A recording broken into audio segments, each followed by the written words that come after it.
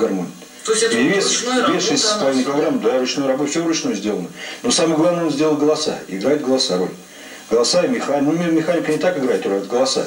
Так сделано, вот эти подголоски разные, это все очень опытным мастером сделано. У него даже в этой гармонии было здесь, значит, я его давно с гармонией знаю. Басы, он заметил, когда вот я играю, я сам трясу рукой, да, делаю вибрацию, это сам. А у нее было сделано, она сама тряслась. Вот медленные песни особенно, она создает трясочку так специально, дриблинг такой. Вот.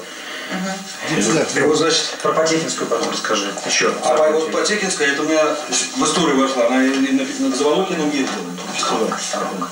Заволокиным и на Сибирск, если ездил. Это у меня было немножко неисправно, механика.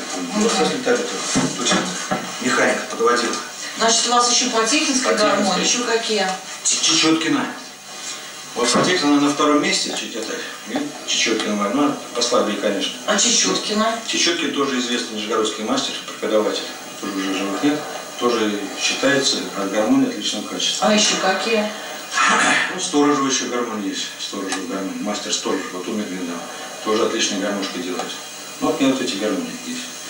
Ну, их много абсолютно. Вот у меня вот достаточно эксклюзивные гармонии, особенно вот эта.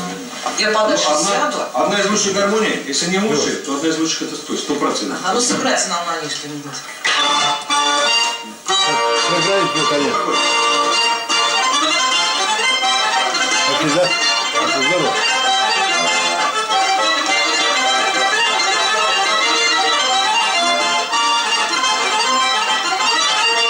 Это здорово, да?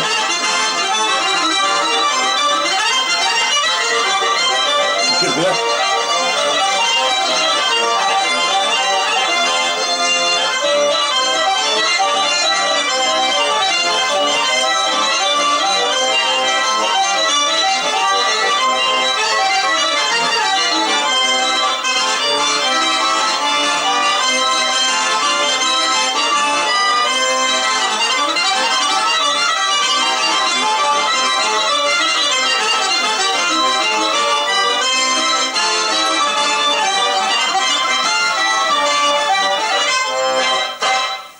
Это что было?